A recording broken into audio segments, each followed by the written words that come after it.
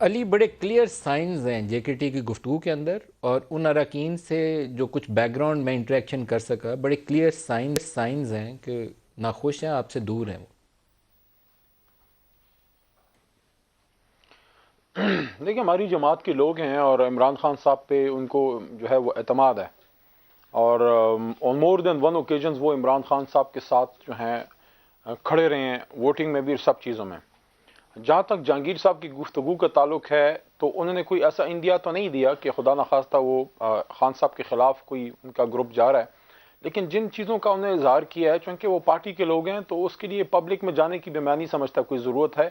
جہانگیر خان ترین صاحب کو بھی پتہ ہے، اور ہمارے جو ساتھی ان کے ساتھ ہیں جو عمران خان صاحب کو اپنا لیڈر مانتے ہیں، ہم سب کو پتہ ہے کہ عمران خان صاحب اس وقت مافیا سے نبرد آزما ہے، اور مافیا اپنے آخری سانسیں لے رہا ہے۔ جو سٹیٹس کو ہے اس کی بھرپور کوشش ہے کہ کسی بھی طریقے سے عمران خان صاحب کو آگے نہ بڑھنے دیا جائے، کیونکہ پاکستان کے سٹیٹس کو یہ پتا ہے کہ 5 سال پورے ہو گئے، پھر عمران خان پکڑائی نہیں دے گا، کیونکہ آخری سال میں ہمارے آپ کو یہ خطرہ پروجیکٹس نہیں مچور نظر ہونے آ کا رہا ٹائم کہ ہے۔ اگر اگر ہم نے نو کچھ نہیں کیا کانفیڈنس تو موشن وہاں آتی ہماری ہے تو جے کے کچھ ٹی نہیں کیا گروپ تو پھر ہمیں پنجاب میں بھی کامیابی اور نہیں ملے مرکز گی۔ میں بھی دس عدم از دا اعتماد ٹائم کے ٹو حق میں stand vote they strong with سکتا دا ہے؟ لیڈر۔ آپ کو یہ خطرہ نظر دیکھیں، نہیں میں آ رہا اپنی کہ جے بات کے پوری ٹی کر لوں، گروپ آپ کی عدم بات کا اعتماد میں کے لیے ووٹ جواب کر دیتا سکتا ہوں۔ ہے؟